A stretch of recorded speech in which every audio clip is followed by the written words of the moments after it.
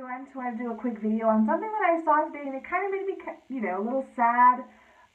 Even though I wasn't always not really into this scene, but it's one of those things that you grow up with, and a lot of your friends growing up, you guys look forward to every year, and you were just so psyched to be dropped off by your parents or go on your own on a small road trip or whatever to go see this concert and see your favorite band, or just hang out or be among different types of people in your age group or whatever. What I'm talking about is the ending of the Vans Warped Tour. Now, I went, and I talk about, I have a video on doing promos and stuff in my channel. I've done promos for quite a few years, and even after my teen years, I continue to work with different brands for promotional jobs through the Vans Warped Tour. I've worked for, I think, Trojan Condoms, PSP when that was a thing, Nintendo, a couple other brands that I did, and I would work the Vans Warped Tour. And then after our job was done, we could stay on the concert field or whatever and see the rest of the shows for free. Now, I guess as I got older, a lot of the bands that I liked, or I could hang with, not literally like hang out with them, I'm talking about like the music, like hang with, I guess as I got older, I didn't really understand their lineups anymore. It just seemed as, in the more recent years, like maybe the last 5-7 years, the music industry has kind of shifted.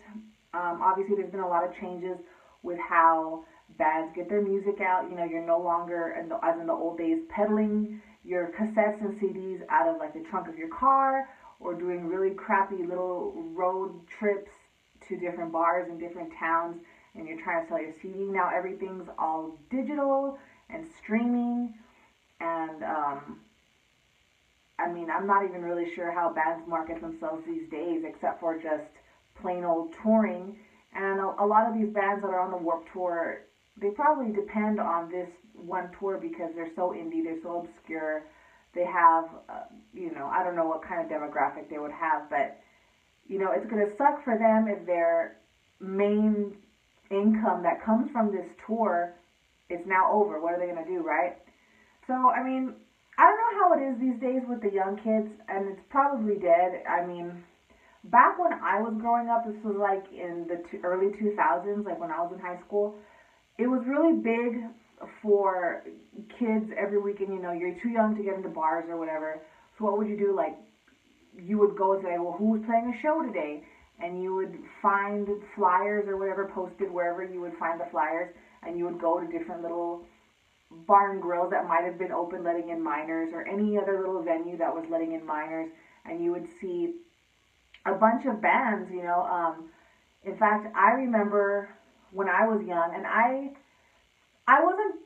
they were okay up until the guy recently tried to have his wife killed. But as I lay dying, I remember seeing them at this little Christian cafe here in El Paso, Texas, and they were just like totally unknown. I think we paid like $5 to get in to see them play, and I saw As I Lay Dying when they were like, I hate saying when they were like nobody, because everybody's somebody, right? But when their band was just like so unknown, and then later on they ended up getting on the Warped Tour, and they became very popular, and then the whole thing with the singer trying to get his wife killed or whatever, that's nuts, right? But anyways, so I'm not really sure at what point in time. And then also, as going back to what I was saying, the lineups, when I was coming up, like when they first started, their lineups were so diverse. On their first year of their tour, when they opened up in '95, they had bands like L7. They had, maybe not the first year, but those first few years, Blink-182. They had Deftones. L7 was probably, in my opinion, a better version of Hole. And if you've seen the movie Serial Mom, they make an appearance in that band rock scene, but their band's called Camelips. But that was L7, and it was a very grungy Hole type of band.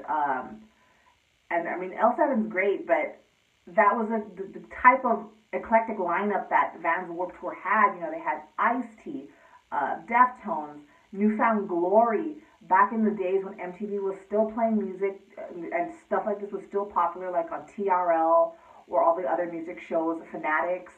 Um, those were shows back in the day. What other bands? They had great little bands like Tsunami Bomb. I saw Glassjaw, I think, in 2002 or 2003, and they were great. And then one of the years I was working on, Katy Perry was on the bill. I saw Andrew WK, which he put on a really great show, and I never thought I would be into Andrew WK, and I'm really not. But his show was so energetic. You were like, if I don't get in this show, like I need to be there. You know what I mean? Like he's such a great performer. And so it was just really diverse. And I mean, I think last year or this past year, they had War on there. But like just more recently, it's just been like all these screamo, emo, core type bands that, I don't know, it's just singling out everybody else who used to want to come to Warped Tour and just try and find out new music.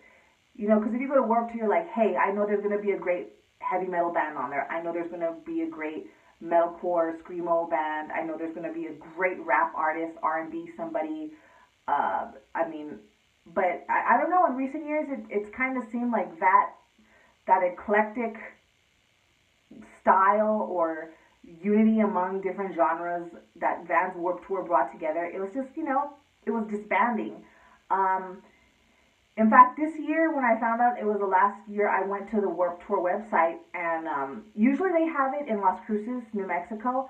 A long, long, long time ago, when I was like barely a freshman in high school, they had it in El Paso, and I think that was like maybe the last year, 2099 maybe. And then from then on, they always had it at in Las Cruces, New Mexico, which is like where I live. It's like almost an hour drive away. So I mean, it's not that bad. But they're not even on the bill. And I was reading in one of the articles is that they've cut a lot of tour dates because of low attendance. And again, I mean, the Vans Warped Tour was always, to me, aimed at the young crowd. You know, the young skater crowd, the BMX crowd, extreme sports, that lifestyle, obviously because of their main sponsor, Vans. It's just sad because like that was just something that everyone looked forward to. It was like, hey, what are we going to do this year? Well, Warped Tour, obviously, and now that's not even a thing. And it's just, it's crazy the way things are shifting now with the way kids are. You know, there's been lots of mass shootings in concerts. I mean, do we really feel safe all the time? I'm sure people just want to stay home because it's probably safer there, right? So I mean, maybe kids aren't coming out as much. Maybe, I mean, EDM and hip hop right now is so big. I really haven't looked at the lineup from last year. I mean, I don't know. I'm just so old. I'm not with it. Like I don't know who 95% of these bands are. Like I have no idea who they are. Not that I would go anyway because it's like totally out of my demographic. Like I'm not really into that stuff. But I mean, back in the day when I played, there was just like such big acts like Bad Religion. I saw Pennywise. Who else? Just had so Joan Jett and the Blackhearts played one time. Julia Lewis and the Licks, like all these different types of bands, and like that just seems to be gone. I mean, the crowds just aren't there anymore. I mean, kids probably just want to stay at home and watch Netflix, and that's it. They don't want to leave the house, or their parents don't let them leave the house, or they're shifting their focus onto other types of music. And Vans Warped Tour maybe is not even delivering in that sense, but it's just really sad to see all these things changing and going away because I mean getting older, you want things to still be there that you could maybe take your kids to, and Vans Warped Tour is something that, you know, if my kid ever got into that kind of music, I can't take him there anymore. I can't take them there anymore. There has to be something else that we need to figure out what to do as a family. I don't know. I mean, that sounds kind of lame, but it just sucks. And I remember just working at Vans Warped Tour, and there were so many young kids. Like, there's so many young kids, and they like these little indie bands and emo bands, but I don't mean, like, where are these emo kids gonna go? I don't know. I mean, I don't like most of these bands. It was terrible, but what are they gonna do? You know what I mean? How are you gonna unify people if you break up something as big as a Warped Tour? I mean, it's just, that's just my thoughts on it. I'm kind of bummed out. It's just an ending of a great era. I don't know what's next. You know, MTV came and went, and now they're like reality TV. Warped Tour's gone. Um, just so many other things are just disappearing, and how are these kids gonna know about all these wonderful things? They're not gonna be able to experience these great big concerts. That's just my thoughts on it, and I was kind of bummed out. Bummed out for those kids because it's something a part of a lot of our lives. For anyone who was maybe a teen or preteen from like 95 to last year, I mean, that's a really huge range of people that have grown up with Warped Tour, and it's not going to be there anymore. So that just sucks. My opinion on it. All right, have a good night.